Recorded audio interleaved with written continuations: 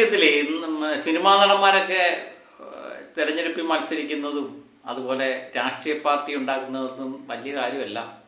MGR മുതൽ പല രാഷ്ട്രീയക്കാർ, കമലഹാസന്, ശരത് കുമാർ, വിജയകാന്ത്, ഇവരൊക്കെ തന്നെ, ശിവാജി ഗണേശൻ ഒക്കെ രാഷ്ട്രീയ പാർട്ടികൾ ഉണ്ടാക്കിയിട്ടുണ്ട്. അത് വൻ വിജയമാവും. ചിലതൊക്കെ വിജയമായിട്ടുണ്ട്. MGRൻ്റെ കാര്യം എടുക്കാം, ജയലളിതയുടെ കാര്യം എടുക്കാം. സിനിമയും രാഷ്ട്രീയമായിട്ട് തമിഴ്നാട്ടിൽ വളരെയധികം അഭേദ്യമായ ബന്ധമുണ്ട് എന്നുള്ളതാണ്. അതുപോലെ ജനപ്രിയ വാഗ്ദാനങ്ങൾ പലതും കൊടുക്കും. തമിഴ്നാട്ടിലെയൊക്കെ വാഗ്ദാനങ്ങൾ കേട്ട് കഴിഞ്ഞാൽ അവിടെ നടപ്പിലാക്കുന്ന കാര്യങ്ങളൊക്കെ കഴിഞ്ഞാൽ കേരളത്തിൽ തെരഞ്ഞെടുപ്പ് കാലത്ത് നമ്മൾ പലപ്പോഴും കാണാറുണ്ട്. തമിഴ്നാട്ടിലെ തെരഞ്ഞെടുപ്പ് വാഗ്ദാനങ്ങൾ എന്ന് പറഞ്ഞാൽ വൻകിട വാഗ്ദാനങ്ങളാണ് കൊടുക്കാറുള്ളത്. ഇപ്പം പണ്ടൊക്കെ തമിഴ്നാട്ട് വിവരമില്ലാത്ത ജനങ്ങളാണ്, അവർ വാഗ്ദാനങ്ങളിൽ മയങ്ങി വീഴും എന്നൊക്കെ പറഞ്ഞെങ്കിലും ഇപ്പം നമ്മുടെ കേരളത്തിലുമൊക്കെ സ്ഥിരമായിട്ട് വാഗ്ദാനങ്ങളുടെ പെരുമഴ കൊടുക്കാറുണ്ട്. വാഗ്ദാനങ്ങൾ നടപ്പിലാക്കുന്ന കാര്യങ്ങളും ഒക്കെ കൊടുക്കാറുണ്ട്. ഇപ്പം TVK, നമ്മുടെ വിജയുടെ രാഷ്ട്രീയ പാർട്ടി, വിജയുടെ രാഷ്ട്രീയ പാർട്ടി ഉണ്ടായതിന് ശേഷം നിരവധി വാഗ്ദാനങ്ങൾ, പ്രകടന പത്രികയൊക്കെ പുറത്തിടും. അപ്പം തമിഴക വിട്രിക്കഴകം എന്നാണ് വിജയുടെ പാർട്ടിയുടെ പേര്. തുടക്കത്തിൽ തന്നെ വലിയ എന്താ പറയുന്നത്, ശകുനപ്പിഴകളൊക്കെ വന്നെങ്കിലും എന്താണ് സംഭവിക്കുന്നതെന്ന് നമുക്ക് കൃത്യമായിട്ട് അറിയില്ല. വിജയ് 2 സീറ്റിൽ മത്സരിക്കുന്നുണ്ട്. അത് വിജയിക്കുമോ ഇല്ലയോ എന്നറിയില്ല. പക്ഷേ കുട്ടികളെ ആകർഷിക്കാൻ വിജയ്ക്ക് കഴിയാറുണ്ട്. കാരണം അത് സിനിമാ നടനുള്ള കരിഷ്മ കൊണ്ടാണോ അതോ രാഷ്ട്രീയ പാർട്ടിയുടെ നേതാവെന്ന നിലയിൽ വിജയുടെ രാഷ്ട്രീയ പാർട്ടിയിൽ ആകർഷിച്ച ആൾക്കാർ വരുന്നതാണോ എന്നറിയില്ല. ഈ അടിത്തറയിലുണ്ടാകുന്ന ചില ചലനങ്ങൾ നമുക്ക് കൃത്യമായിട്ട് മനസ്സിലാകത്തില്ല. ഏതായാലും അവരുടെ പ്രകടന പത്രിക കണ്ടു കഴിഞ്ഞപ്പോൾ അമ്പരപ്പിക്കുന്ന വാഗ്ദാനങ്ങളാണ് അതിനകത്തെല്ലാം. കാരണം സാമ്പത്തികമായിട്ട് പാവപ്പെട്ട യുവതികൾക്ക് വിവാഹത്തിന് വേണ്ടി 1 പവനും 1 പട്ടുസാരി സാമ്പത്തിക സഹായം കൊടുക്കും എന്നാണ് പ്രകടന പത്രികയിൽ പ്രധാനമായിട്ടുള്ള വാഗ്ദാനം.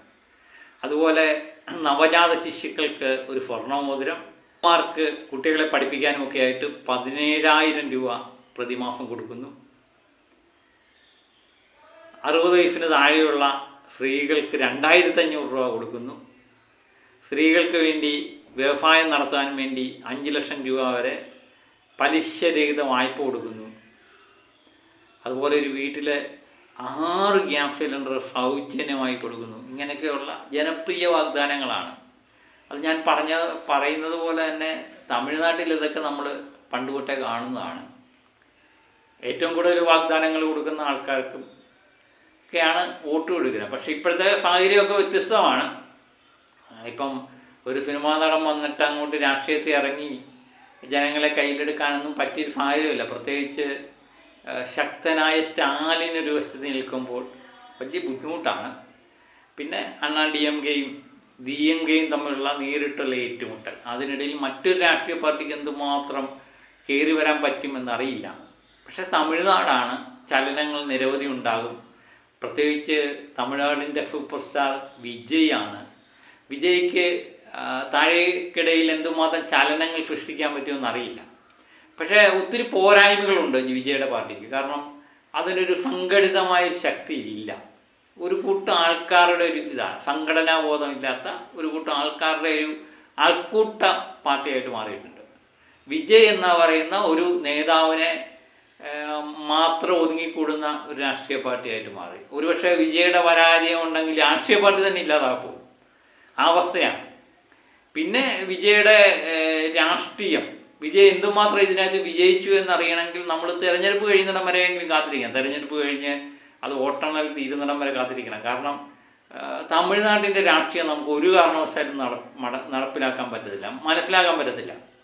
പലപ്പോഴും ഈ സർവേയൊക്കെ പരാജയപ്പെടുന്നത് തമിഴ്നാട്ടിലാണ് തോന്നുന്നു. ഒരു ഏകപക്ഷീയമായ വിജയമായിരിക്കും പലപ്പോഴും പലർക്കും ഉണ്ടാകുന്നത്. പരാജയപ്പെട്ട് കഴിഞ്ഞാൽ ആ പ്രതിപക്ഷ പാർട്ടി നിലം പരിശായിപ്പോകും. ജയിക്കുവാണെങ്കിൽ വൻ ഭൂരിപക്ഷത്തോട് ജയിക്കുകയും ചെയ്യും. അതാണ് തമിഴ്നാട്ടിൻ്റെ ഒരു എപ്പോഴത്തെ അവസ്ഥ. അതുപോലെ ശക്തനായ സ്റ്റാലിൻ ഒരു വശത്ത്, അണ്ണാ DMK ഒരു വശത്ത് നമ്മുടെ വിജയുടെ തുടക്കം തന്നെ വളരെ പരാജയത്തിൽ, ജനനായകൻ എന്ന് പറയുന്ന പടം ഇറക്കാൻ പറ്റിയില്ല തെരഞ്ഞെടുപ്പിന് മുമ്പായിട്ട്. അതുപോലെ പല പല പ്രശ്നങ്ങൾ, വിജയ് പോകുന്നിടത്തെല്ലാം പ്രശ്നങ്ങൾ, ജനങ്ങളുമായിട്ട് സംസാരിക്കാൻ പറ്റാത്ത അവസ്ഥ. അതുപോലെ പൂമാല, അടുത്തിടെ പൂമാല ഇട്ടപ്പം അത് ബോംബാണെന്ന് കരുതി വിജയ് ഓടുന്നത്. അങ്ങനെ പല രീതിയിൽ വിജയെ അവഹേളിക്കാനും അപകീർത്തിപ്പെടുത്താനും ഒക്കെ പല വാർത്തകളും വരുന്നുണ്ട്. അതൊക്കെ വിജയ് എന്തുമാത്രം അത് തരണം ചെയ്യും എന്നതിനെ ആശ്രയിച്ചിരിക്കും വിജയുടെ രാഷ്ട്രീയ പാർട്ടിയുടെ ഇത്. ഏതായാലും ഈ പ്രകടന പത്രിക കണ്ടു കഴിഞ്ഞപ്പോൾ മികച്ച പ്രകടന പത്രിക, താരഫൂരൻ്റെ ഉദയമാകാം ഒരുപക്ഷെ വിജയുടെ രാഷ്ട്രീയ പാർട്ടി വിജയ്. എനിക്ക് തോന്നുന്നു ഇത് വളരെ നിർണായകമാണ്. ഇത് ഒരു കുറച്ച് ഫീറ്റൊക്കെ പിടിച്ചു കഴിഞ്ഞാൽ ഒരു സംഘടിതമായ ഒരു അടിത്തറ ഉണ്ടാക്കാൻ പറ്റും. അടുത്ത തിരഞ്ഞെടുപ്പിലൊക്കെ ശക്തമായിട്ട് മുന്നേറാൻ പറ്റും. പക്ഷേ ഇത് വിജയ് ഉൾപ്പെടെയുള്ളവർ തോറ്റുപോയി കഴിഞ്ഞാൽ ഈ രാഷ്ട്രീയ പാർട്ടിയെ ഇല്ലാതാവും. അതാണ് തമിഴ്നാട്ട് രാഷ്ട്രീയം എന്ന് പറയുന്നത്. സമയത്ത് ഓരോരോ വാഗ്ദാനങ്ങളും അത് നടപ്പിലാക്കാനും ഒക്കെ തമിഴ്നാട്ടിൽ ശ്രമിച്ചിട്ടുണ്ട്. അതൊരു തെരഞ്ഞെടുപ്പ് വിജയത്തിന് വളരെയധികം സഹായിച്ചിട്ടുമുണ്ട്. പക്ഷേ കാലം മാറിയിരിക്കുന്നു. ഈ വാഗ്ദാനങ്ങളിലൊക്കെ ജനങ്ങൾ വീഴുമോ എന്നറിയില്ല. തമിഴ്നാട് രാഷ്ട്രീയം നമുക്ക് കൃത്യമായിട്ട് മനസ്സിലാവില്ല. കാരണം വോട്ടെണ്ണി കഴിഞ്ഞാൽ മാത്രമേ കൃത്യമായിട്ട് മനസ്സിലാകത്തുള്ളൂ. ഒരു പുതിയ രാഷ്ട്രീയ പാർട്ടി വന്നു, ചിലപ്പോൾ ഏകപക്ഷീയമായിട്ടൊരു വിജയം ഉണ്ടാകാൻ സാധ്യതയുണ്ട്, അല്ലെങ്കിൽ തകർന്ന് തരിപ്പണമാകാനും സാധ്യതയുണ്ട്. പക്ഷേ നിസ്സാര കാര്യമല്ല ഇപ്പോഴത്തെ സമയത്ത്. കാരണം സ്റ്റാലിനെ പോലുള്ള ഒരു രാഷ്ട്രീയ പാർട്ടി, DMK പോലുള്ള രാഷ്ട്രീയ പാർട്ടിയുണ്ട്, സംഘടിതമാണ്, താഴേക്കിടയിൽ സംഘടനാ ബോധമുണ്ട്, എല്ലാം കൊണ്ടും നല്ല പ്രകടനം കാഴ്ചവെക്കുന്ന രാഷ്ട്രീയ പാർട്ടി, ശക്തനായ നേതാവ് സ്റ്റാലിൻ. ഇതിനിടയിൽ വിജയ് പോലുള്ള നായകന് ഉയർന്നു വരാൻ പറ്റുമോ എന്നുള്ളത് ഞാൻ പറഞ്ഞതുപോലെ വോട്ടെണ്ണി കഴിഞ്ഞ് മാത്രമേ അറിയാൻ പറ്റത്തുള്ളൂ. ശക്തമായ പ്രതിപക്ഷമുണ്ട് അണ്ണാ DMK എന്ന് പറഞ്ഞാൽ. ഇപ്പം അത്ര ശക്തമല്ലെങ്കിലും ഒരു പ്രതിപക്ഷമുണ്ട്. ഇതിനിടയിൽ മൂന്നാമതൊരു കക്ഷി BJP ഉണ്ട്. അതിനിടയിൽ നാലാമതൊരു കക്ഷിയായിട്ട് TVK വരുമോ ഇല്ലയോ എന്നറിയാൻ വേണ്ടി കാത്തിരുന്നേ പറ്റൂ. ജനപ്രിയ വാഗ്ദാനങ്ങളൊക്കെ വിജയ് രക്ഷിക്കുമോ? ഈ ജനപ്രിയ വാഗ്ദാനങ്ങളെല്ലാം പണ്ട് തൊട്ടേ ഉള്ളതാണ് ഈ തമിഴ്നാട് രാഷ്ട്രീയത്തിൽ. പല വാഗ്ദാനങ്ങളും അത് നടപ്പിലാക്കാറൊക്കെ ഉണ്ട് തമിഴ്നാട്ടിൽ. വിജയുടെ വാഗ്ദാനങ്ങൾ ജനങ്ങൾ തള്ളിക്കുമോ അതോ ചേർത്ത് പിടിക്കുമോ എന്നറിയാൻ വേണ്ടി തെരഞ്ഞെടുപ്പ് കഴിയുന്നിടം വരെ കാത്തിരിക്കാം. ഏതായാലും തെരഞ്ഞെടുപ്പ് നിർണായകമാണ് വിജയെ സംബന്ധിച്ച്. ഒന്നുകിൽ രാഷ്ട്രീയ പാർട്ടി, അല്ലെങ്കിൽ വീണ്ടും സിനിമയിലേക്ക് വരുമോ ഇല്ലയോ എന്നുള്ളത് കാത്തിരുന്ന് കാണണം. ഏതായാലും നഷ്ടക്കോളാണെന്ന് തോന്നുന്നു വിജയെ സംബന്ധിച്ച്. ശനിദശക്കാലമാണ്. ആ ശനിദശ മാറിയോ എന്നറിയാൻ വേണ്ടി തെരഞ്ഞെടുപ്പ് കഴിയുന്നിടം വരെ കാത്തിരിക്കണം. 2 സീറ്റിലാണ് മത്സരിക്കുന്നത്. അതിലൊരു സീറ്റെങ്കിലും വിജയിക്ക് വരും. രണ്ടും വിജയിക്കാൻ സാധ്യതയുണ്ട് കേട്ടോ.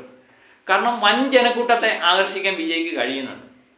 അത് തന്നെ വലിയ കാര്യമാണ്. പക്ഷേ നമുക്ക് അറിയില്ല അത് വോട്ടായി മാറുമോ ഇല്ലേ എന്നുള്ളത് കൃത്യമായിട്ട് അറിയണമെങ്കിൽ വോട്ടെണ്ണിക്കഴിഞ്ഞ് മാത്രമേ അറിയാൻ പറ്റത്തുള്ളൂ. അതിനുവേണ്ടി കാത്തിരിക്കാം. നിങ്ങളുടെ അഭിപ്രായങ്ങൾ തുറന്നെഴുതുക. അപ്പം മറ്റൊരു വീഡിയോ ആയിട്ട് വീണ്ടും ഞാൻ എത്തും വരെ ഓക്കെ ബൈ.